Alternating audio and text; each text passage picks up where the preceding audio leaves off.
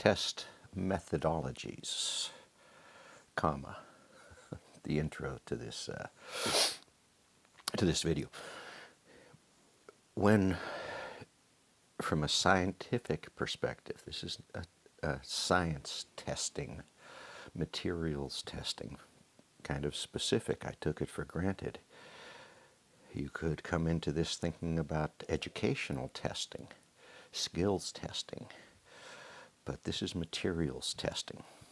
And fundamentally, in the sciences, there are two types of tests: destructive tests and non-destructive tests. The differentiation between these is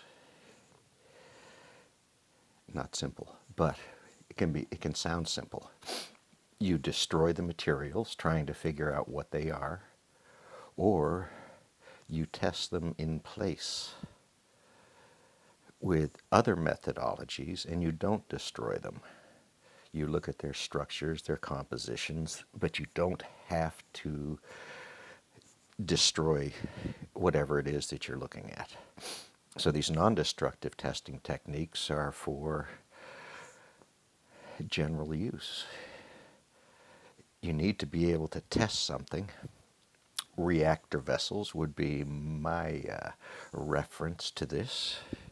Maybe. There are lots of others, though. The reason you test these vessels is for pressure standards and capabilities to make sure they can do what their sales brochure says they can do. So you don't want to destroy these things. You're testing them every year. So you need to be able to look at the metallurgy. And you devise schemes to do this over hundreds of years, how to do these processes efficiently. This is what most scientists are.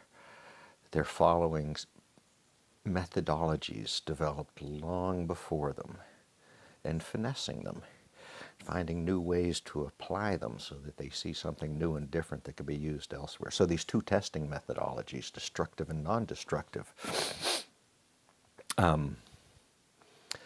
they're ways of looking at materials. For testing, you go further than that. You have to say what you're testing for. Are you testing for compounds? Are you testing for elemental items? Are you going to do chemical tests? Are you going to do separations, titrations, other bindings, digestions?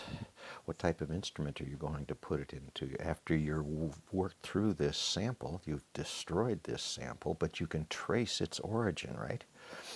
This sample has been split into three different things. There's solids from the sample are going to go to one type of measurement machine.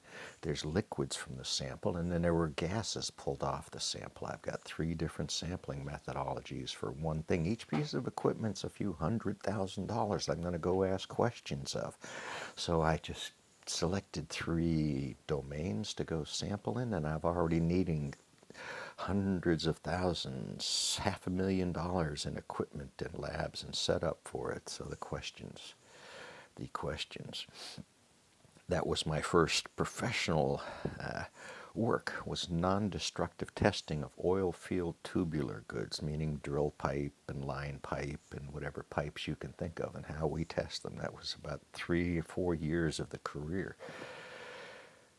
Other testing was gas chromatography for sampling chemical process systems.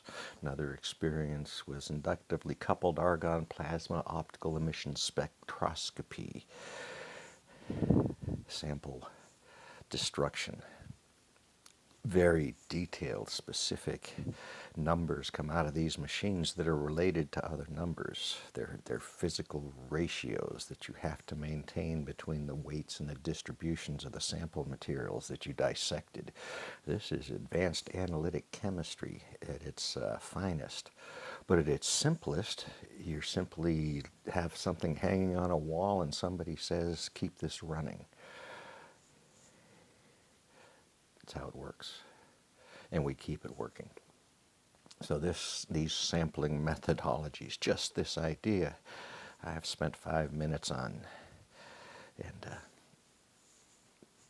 people make a living from this stuff.